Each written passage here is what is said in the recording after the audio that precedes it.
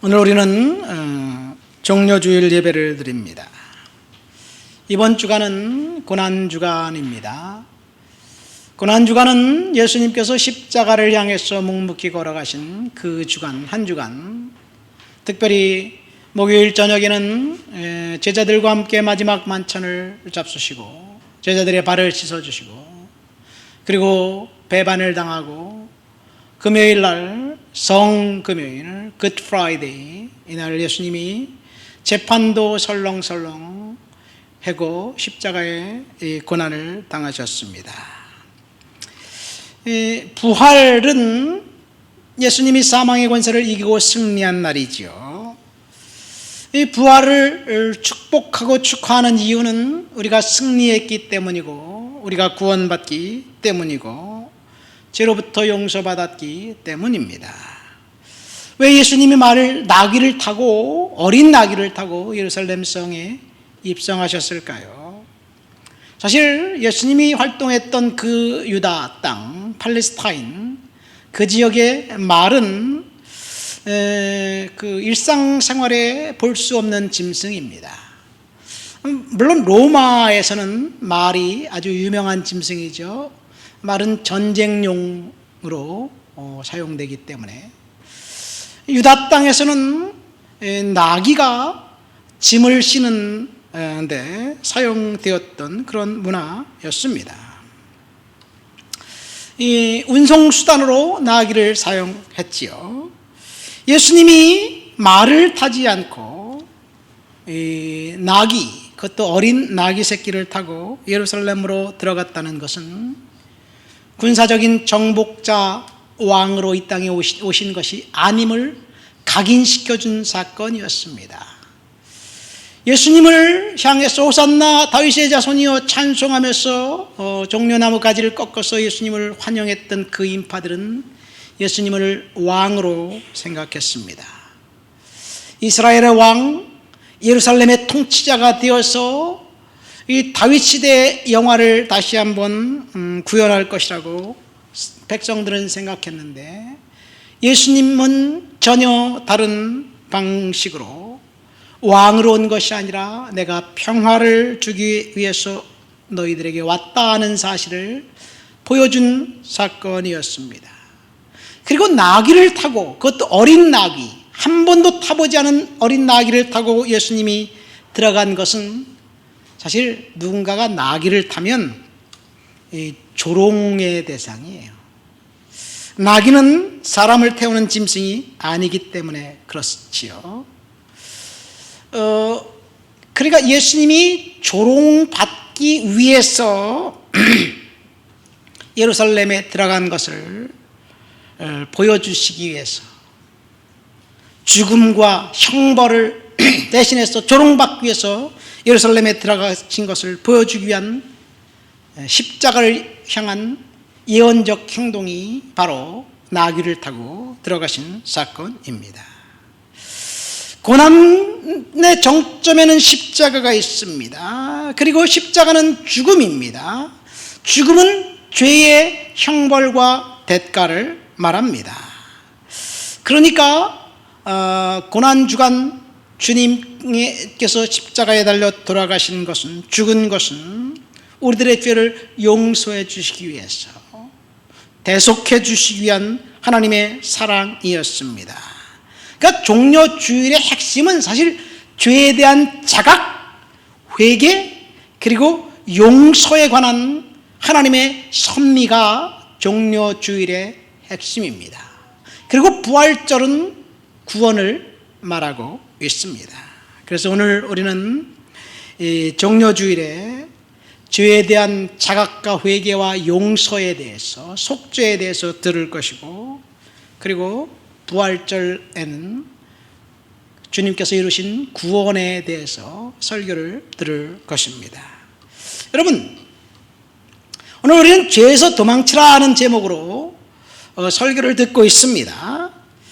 죄가 무엇일까요? 오늘날 사람들은 가장 듣기 싫어하는 이야기는 너 죄 졌지?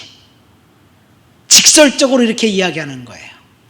여러분, 누군가가 너 죄인이지, 죄졌지, 잘못했지, 이렇게 이야기하면 사람들의 반응은 어떤가요? 파렴치한 일을 저지른 사람일지라도 그 사람의 죄를 파헤치면 잘못이 없다고 큰 소리 치면서 발뺌부터 하고 보는 것이 사람의 속성입니다. 정치인들만의 이야기 아니에요. 우리 모두의 이야기입니다. 어린아이에게 부모가 야단치려고 하면 첫 번째 반응이 뭘까요? 엄마가 다현이한테 너 잘못했지? 막 야단치려고 하면 첫 번째 반응은 내가 안 그랬다니까? 발뺌부터 하고 보는 게 사람의 속성이에요. 두 번째는 엄마의 레이더망에 걸렸어? 내가 안 했단 말이야. 제가 했단 말이야. 발뺌하고 그리고 다른 사람에게 책임 전가하는 것. 이것이 인간의 속성입니다. 아담이 그랬고 가인이 그랬습니다. 그리고 모든 인간들은 죄에 대해서 그렇게 부정하고 발뺌합니다. 그렇지만 아무리 부정하고 발뺌한다고 해도 지은 죄가 없어질까요? 지은 죄를 없앨 수 있는 방법은 있어요. 죄를 짓기 전 과거로 돌아가서 죄를 짓지 않고 다시 미래로 오면 돼. 할 수 있나요? 오늘날 과학은 할 수 있을 것 같아요.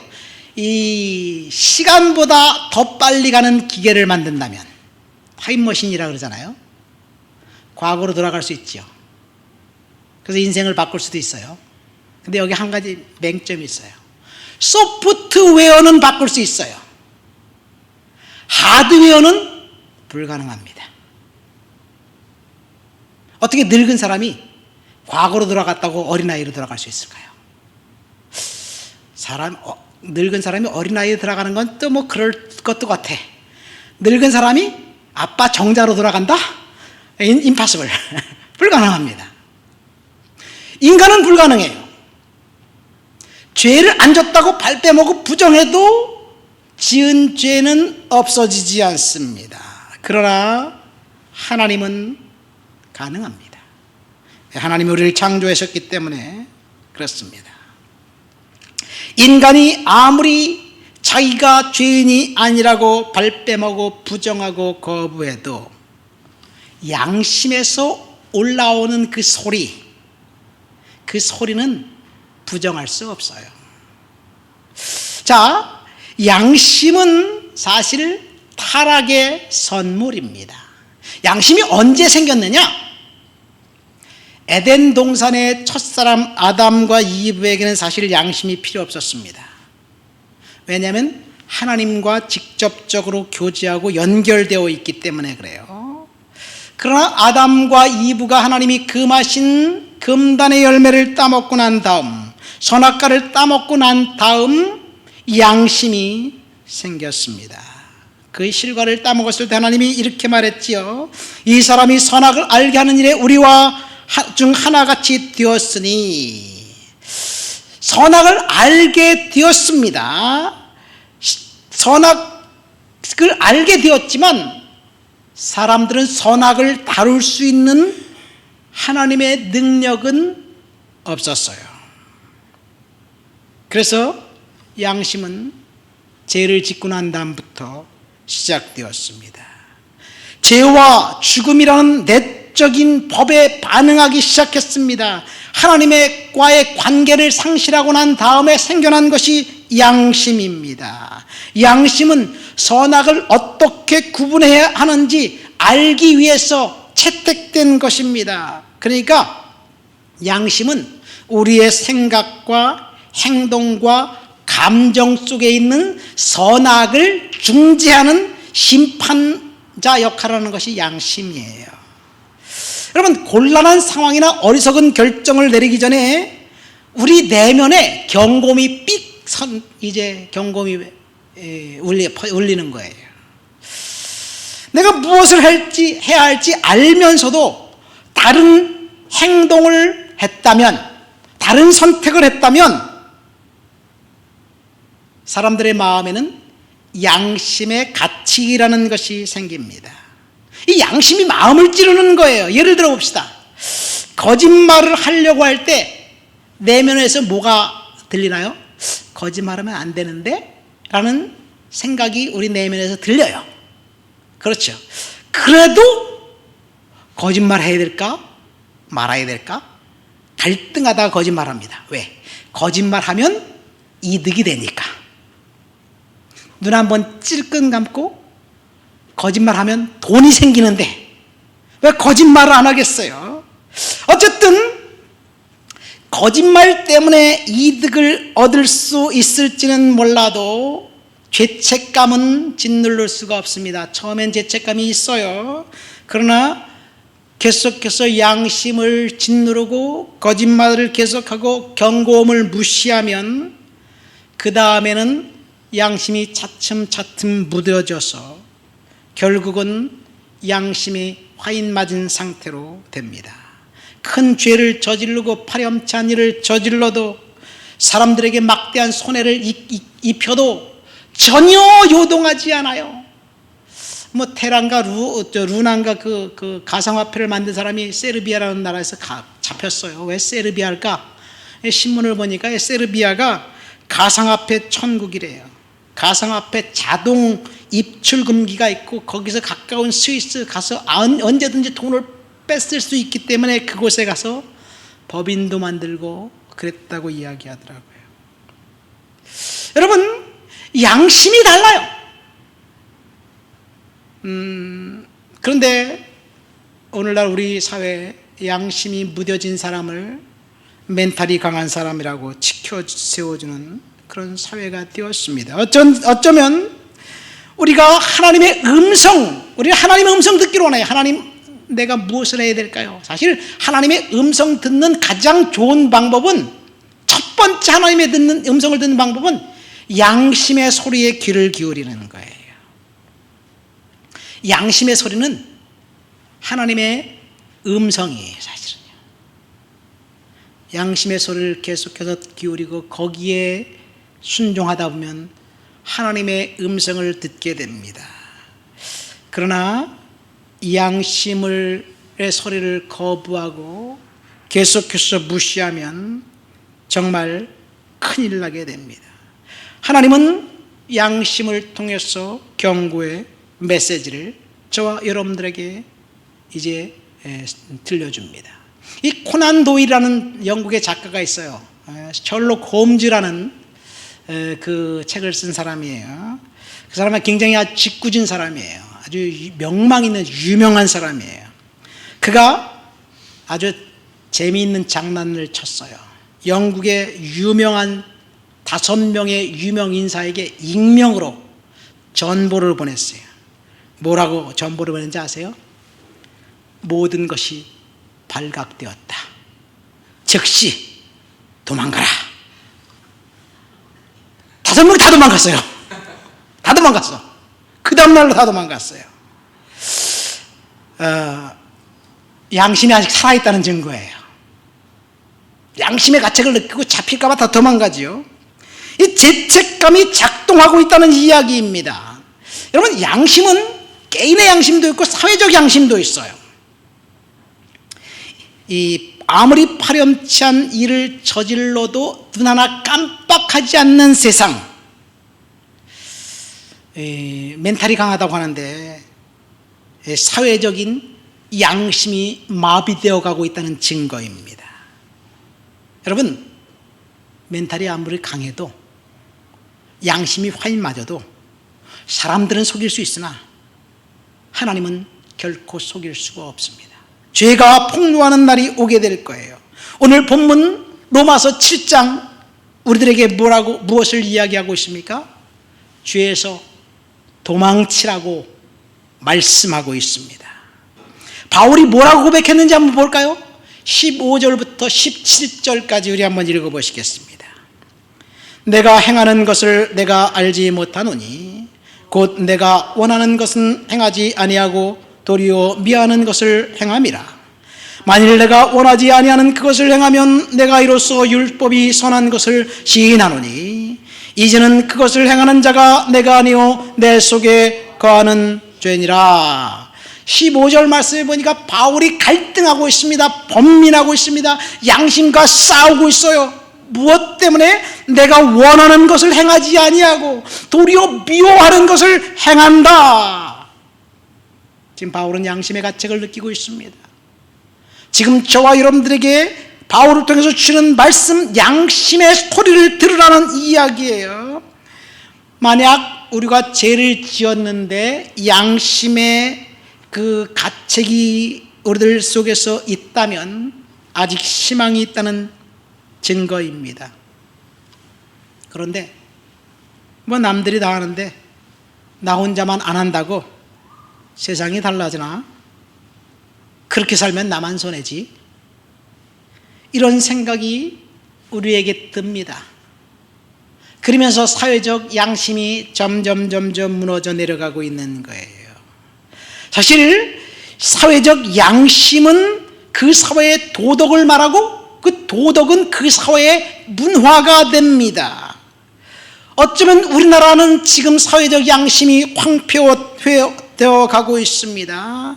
사회적 양심을 세워주고 견인하는 것은 사실은 교회입니다. 교회가 사회적 양심의 보루 역할을 해야 합니다. 그런데 우리나라 교회가 사회적 양심의 보루 역할을 하지 못하고 있어요. 왜 그런지 아세요? 교회에서 회개하라고 선포하는 메시지가 사라지고 난 다음에 성도들은 한번 예수 믿으면 어떤 삶을 살았든지 천국 가는데 지장이 없다고 생각합니다. 그리고 교회에서 그렇게 들어왔습니다. 그래서 현대 교회에서 우리나라뿐만 아니라 전 세계 모든 교회가 금기시된 주제는 죄에 대한 책망이에요. 죄에 대한 책망을 교회에서 하지 않습니다. 우리는 지금까지 예수 천당 불신 지옥이라는 그런 슬로건을 진리로 알고 있었습니다.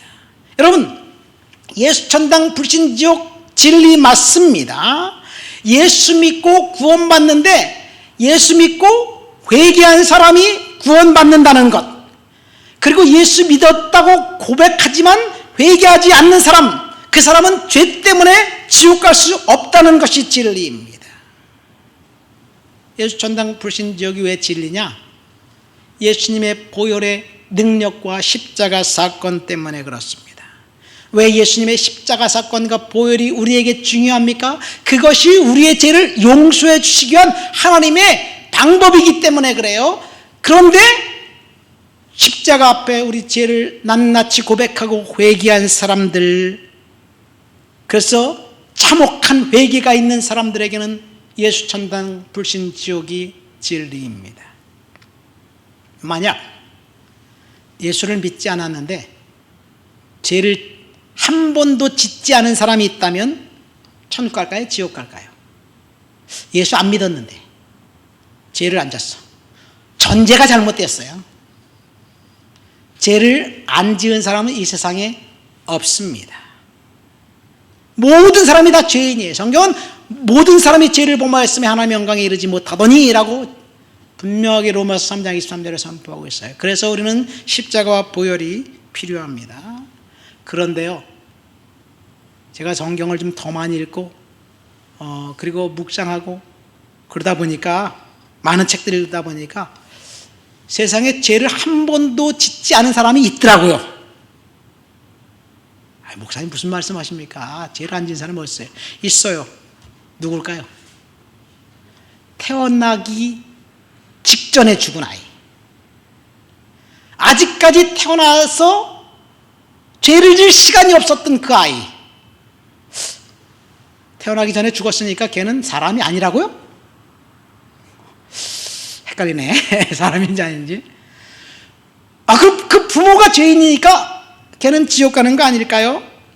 근데 성경은 뭐라고 말하냐면요, 아버지는 그 자식들로 말미암아 죽임을 당하지 아니할 것이요 자식들은 그 아버지로 말미암아 죽임을 당하지 아니할 것이니 각 사람은 자기 죄로 말미암아 죽임을 당할 것이니라. 신명기도 그렇고 에스겔도 그렇고 성경은 사람이 자기 죄를 자기가 감당하고 자기 죄 때문에 지옥 가는 거예요. 남의 죄 때문에 지옥 가고 천국 가는 게 아니에요. 남의 죄 때문에 벌을 받는 것은 조선시대에나 있었던 일이에요.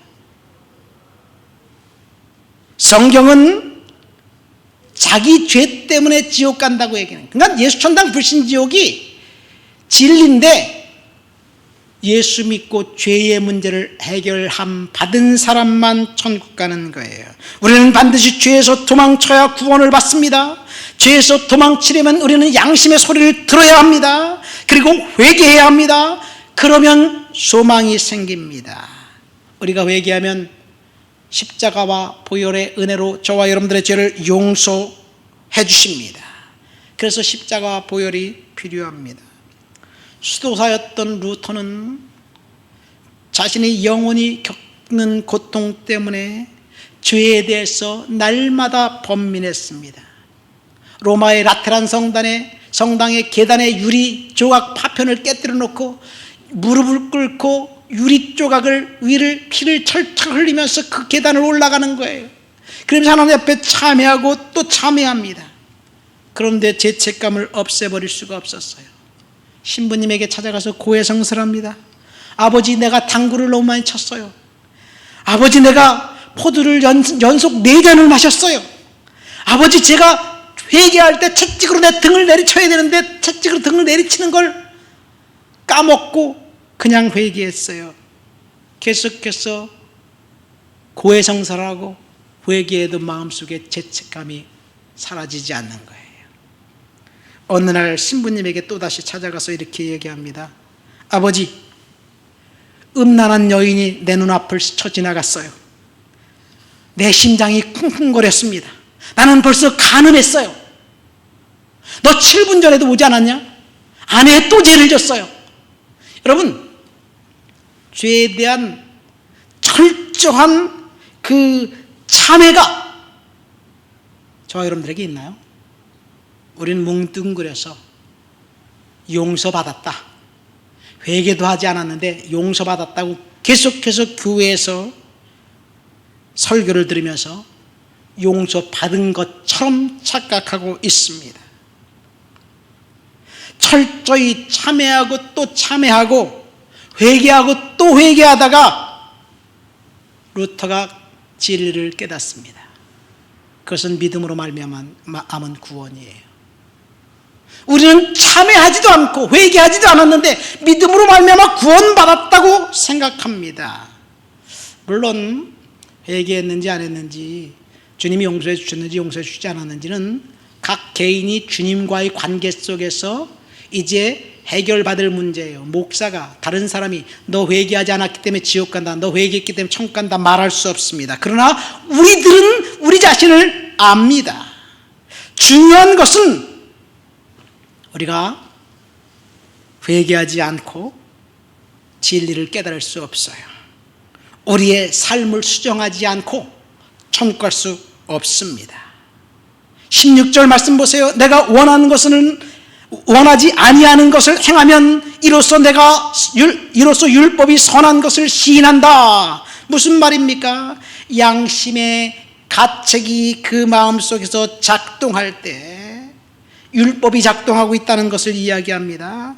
하나님은 양심의 소리를 통해서 인간들에게 1차적으로 이야기하고 있습니다. 17절 말씀 보세요. 바울이 내가 만일 양심에 걸리는 것을 행하면 그것은 내가 아니라 내 속에 거하는 죄가 나를 조종하고 있는 것이다, 이렇게 고백합니다. 지금 바울은 성령이 지배하는 삶을 살 것인가, 죄가 지배하는 삶을 살 것인가 선택하라고 독자들에게 촉구하고 있는 거예요. 지금 하나님께서 저와 여러분들에게 성령의 지배하는 삶을 살 것이냐, 죄가 지배하는 삶을 살 것이냐 선택하라고 이야기하고 있습니다. 본문 21절부터 23절까지 말씀을 볼까요? 한번 다 같이 읽어보겠습니다.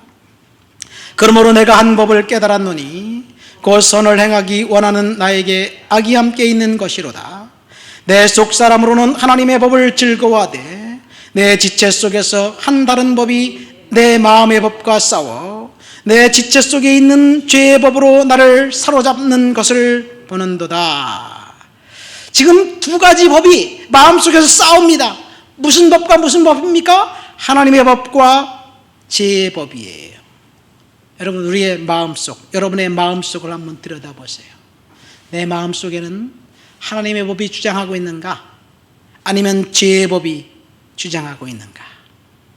하나님의 법은 어떠한 환경이 되든지 하나님 앞에 순종하고자 하는 마음, 하나님께 복종하고자 하는 마음, 하나님의 법입니다. 그러나 내 마음속을 주장하고 있는 죄의 법은 귀찮다, 내 마음대로 해야 되겠다, 내 뜻대로 행하고자 하는 마음, 조그만 이득에 흔들리는 마음, 죄의 법에 우리가 지배당하고 있다는 이야기입니다. 자, 그런데 사실은 우리는 마음속에 죄의 법이 항상 우리를 공격해요. 유혹에 항상 노출되어 있어요. 우리를 유혹하고 있는 것들. 그런데 그 유혹은 사실은요, 유혹받고 있다는 사실은 정상입니다. 자, 우리는 어쩌면 어떻게 해서든지 편하게 살고 싶어요. 어떻게 해서든지 우리의 품위를 좀 고상하게 유지하고 싶어요. 정상입니다.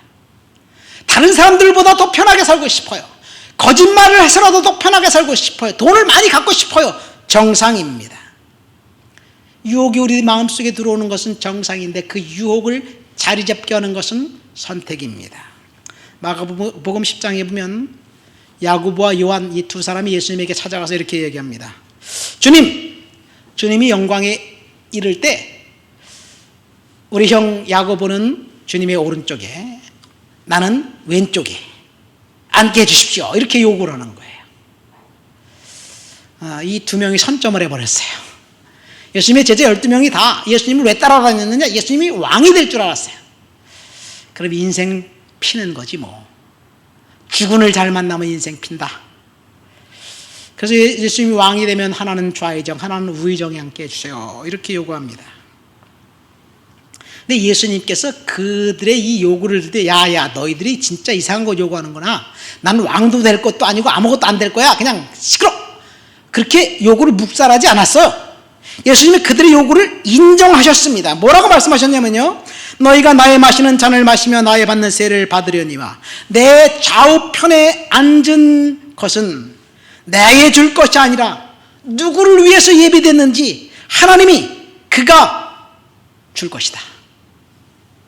분명히 예수님의 좌우편에 앉을 그 사람은 있다. 그 사람이 받을 것이다. 주님이 이야기하시면서 그 마지막 끝부분에 이렇게 말씀하십니다. 너희 중에 누구든지 크고자 하는 자는 섬기는 자가 되고 으뜸이 되고자 하는 자는 종이 되어야 한다. 이런 말씀을 하셨어요. 사실 야고보, 요한뿐만 아니라 예수님의 12제자 다 예수님이 왕이 되면 한 자리 하려고 찾아갔어요. 사실 가룟 유다는 예수님을 따라다니면서 인생의 비전을 꿈꿨는데 그럴 가능성이 없다는 것을 알아차리자 3년 반 동안 주님을 따라다닌 것을 보상이라도 받듯이 예수님을 배반하고 은삼십에 팔아버린 거예요. 모든 제자들이 다 으뜸이 되려고 했어요. 이 으뜸이 되려고 하는 그 마음, 알프레드 애들러라는 사람은 이것을 지배하고자 하는 충동이라고 얘기했어요. 우리는 지배하고자 하는 충동이 있습니다. 인정받고 주목받고 욕망과 특출나고자 하는 욕망, 이것이 인간의 삶을 움직이는 근간이다라고, 근본적인 것이라고 이야기했습니다. 그러니까 유혹은 당연한 것이에요. 욕망은 나쁜 것이 아닙니다. 유혹은 받는 것은 지극히 정상입니다. 그러나 유혹이 죄가 되는 것은 합법적인 욕망을 비합법적인 욕망으로 방법으로 지나치게 과도하게 자신만을 만족시키고자 할 때 나타나는 거예요. 요셉은 유혹받을 때 도망갔습니다. 업무를 처리하기 전에는 보디발의 아내와 옆에 있는 것조차도 거부했어요. 도망다녔어요. 어느 날 도망다니다 결국 덫에 걸리고 말았습니다마는 유혹과 장난을 치면 결국 타락하게 되어 있습니다. 그래서 상상과 의지의 싸움에서 언제나 상상이 이긴다라는 격언이 있어요. 그러니까 상상 속에서 살면 죄 가운데 빠질 수밖에 없어요. 그래서 의지적으로 거부해야 돼요. 이 성범죄 저지른 사람들의 대부분은 보면요, 매일 저녁마다 컴퓨터 게임 음란한 사이트 들어가서 자기의 상상을 자극하다가 결국 죄를 짓는 거예요. 북아메리카의 체로키 인디언이라는 인디언 부족이 있어요.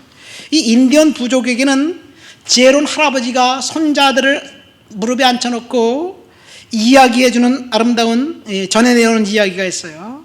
어느 할아버지가 손자를 무릎에 앉혀놓고 이렇게 이야기합니다. 얘야, 모든 사람 안에는 늑대 2마리가 있단다. 한 늑대는 악한 늑대야. 이 늑대는 분노, 질투, 용서하지 않는 마음, 교만, 게으름으로 똘똘 뭉쳐 있단다. 그런데 또 다른 늑대가 있는데 이 늑대는 착하단다. 이 늑대는 사랑, 친절, 겸손, 절제와 같은 것이란다. 네 마음속에 2마리 늑대가 있다는 것을 항상 명심해라. 그렇게 할아버지가 가르쳐주는 거예요. 그러니까 이 손자가 그 말을 듣다가 눈을 껌뻑껌뻑 거리면서 질문이 생겼어요. 할아버지, 그럼 어떤 늑대가 이길까요? 어떤 늑대가 이길 것 같아요? 그냥 네가 먹이를 주는 늑대가 이기지.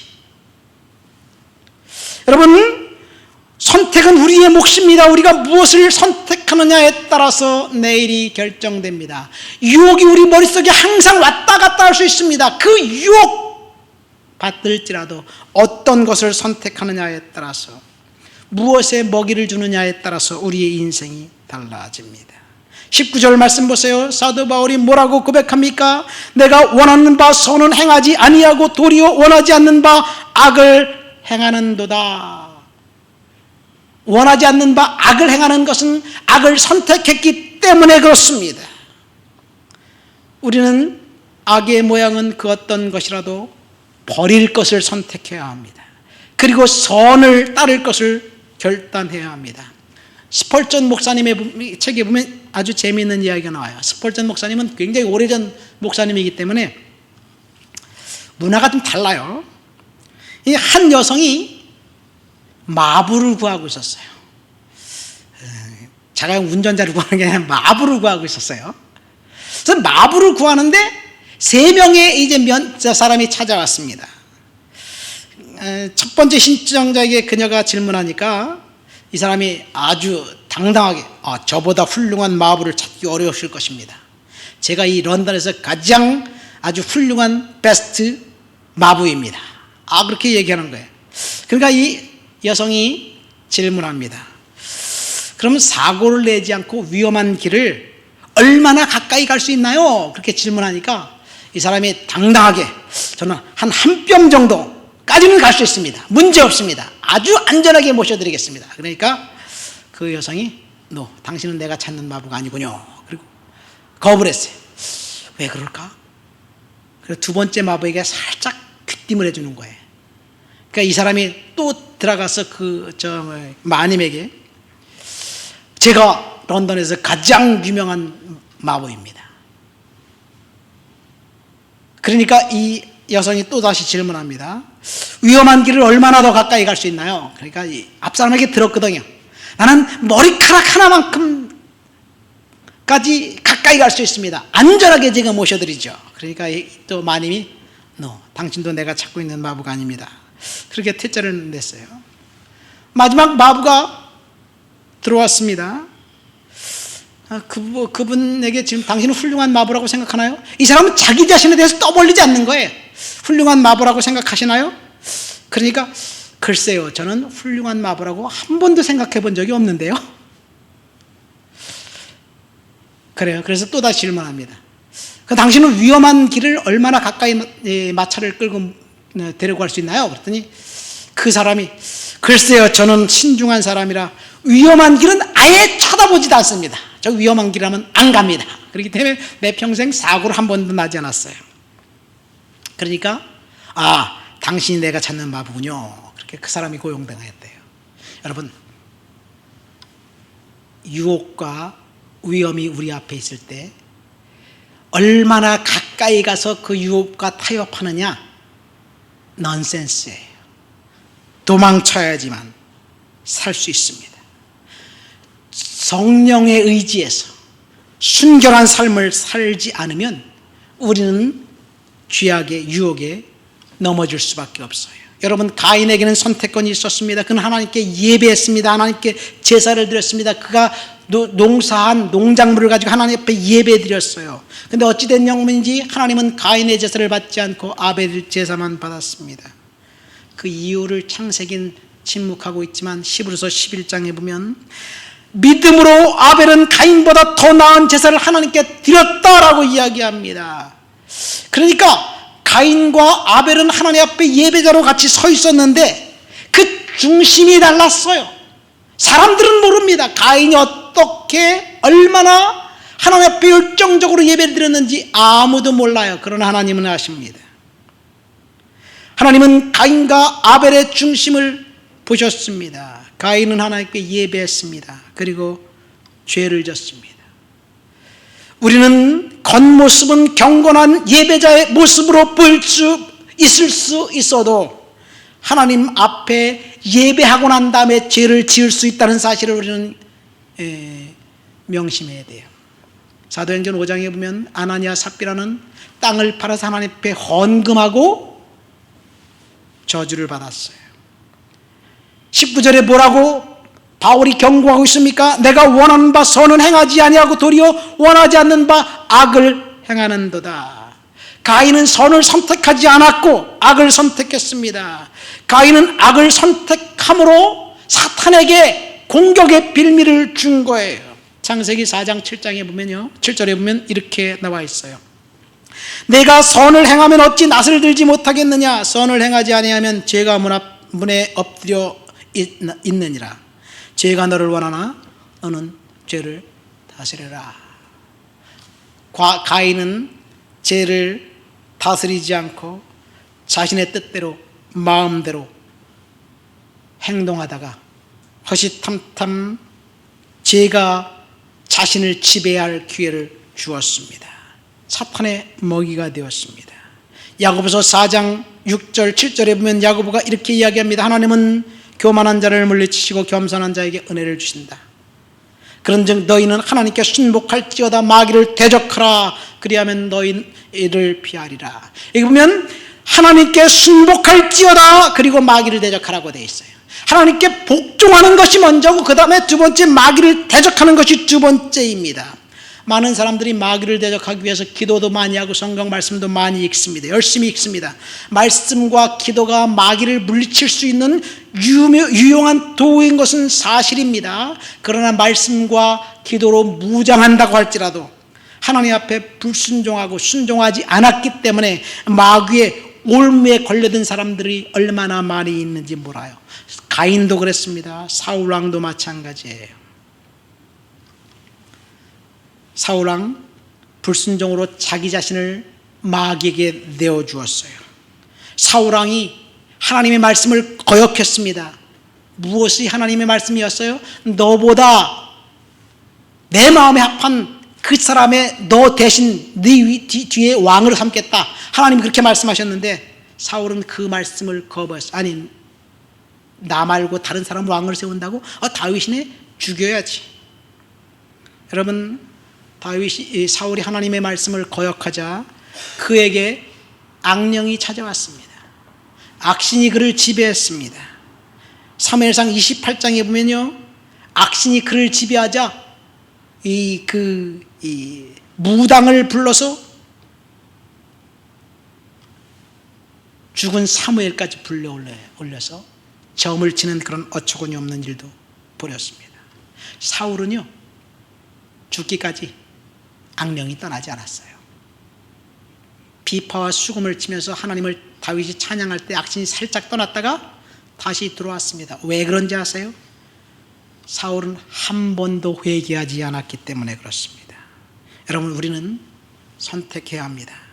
오늘 우리는 종료주일을 맞이해서 십자가를 지키기 위해서 예루살렘에 어린 나귀를 타고 가신 그 주님의 그 행적을 통해서 죄에서 도망치라는 이야기의 주제로 말씀을 듣고 있어요. 누가복음 19장에 보면 종료주일날 주님께서 그 어린 나귀를 타고 예루살렘 성에 입성했어요. 근데 그 어린 나귀의 주인, 임자들이라고 되어 있어요. 어린 나귀 하나의 주인이 한 사람이 아니라 여러 사람이에요. 그러니까 그 사람들은 부자의 가난한 사람들이에요. 가난한 사람들이에요.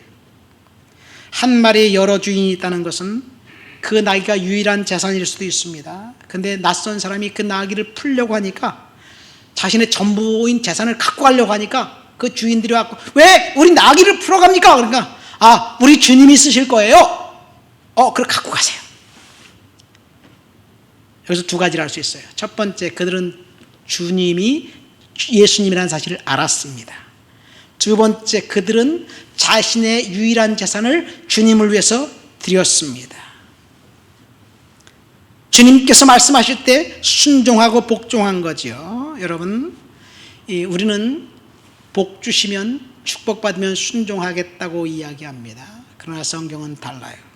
순종하면 그 다음에 축복이 임하는 거예요. 말씀을 맺습니다. 오늘 우리는 죄에서 돌아서라는 제목으로 이 종료주일 설교를 듣고 있습니다. 우리는 돌아서야만 합니다. 회개해야만 합니다. 그래야 희망이 생깁니다. 죄에서 머뭇거리는 사이 사탄은 우리를 더 확실한 방법으로 올가매려고 덫을 치고 기다리고 있습니다. 더 이상 사탄에게 속지 마시기를 예수님의 이름으로 축원드립니다. 돌아서세요. 주님, 제가 잘못했습니다. 고백하면 주님께서 용서하시고, 그리고 주님 앞에 복종하면 사탄의 공격은 우리에게 영향을 미칠 수가 없습니다. 우리가 죄에서 돌이키고 돌아서려면 먼저 양심의 소리를 들어야 합니다. 양심의 소리를 듣고 회개하고, 그래야 소망이 생깁니다. 예수님께서 십자가에서 흘리신 그 보혈의 은혜 때문에 우리는 예수 그리스도의 능력의 그 보혈의 은혜로 우리의 죄가 받았어요. 죄에서 도망치는 사람에게만 용서가 있다는 사실을 믿으시기를 예수님의 이름으로 축원드립니다. 우리 말씀을 생각하면서 다 통성으로 기도합니다. 하나님, 죄에서 돌아서시도록 주여 도와주옵소서. 기도합니다. 하나님 아버지, 감사합니다. 오늘도 주님 앞에 나와 주를 높여드리고 주를 찬양하고 주를 예배하고 주를 영화롭게 합니다. 주여 도와주옵소서. 지켜주옵소서. 역사해 주옵소서. 죄에서 돌아서고 하나님의 은혜 앞에 복종하기를 원합니다. 주님, 영광받아 주옵시고 지켜주옵시고 역사해 주시옵소서. 능력으로 채워 주옵소서. 권능으로 덧입혀 주옵소서. 말씀을 허락잡아 주옵시기를 시간도 간절히 기도합니다. 주님을 찬양합니다. 주님을 높여드립니다. 예수님 이름으로 기도합니다. 아멘.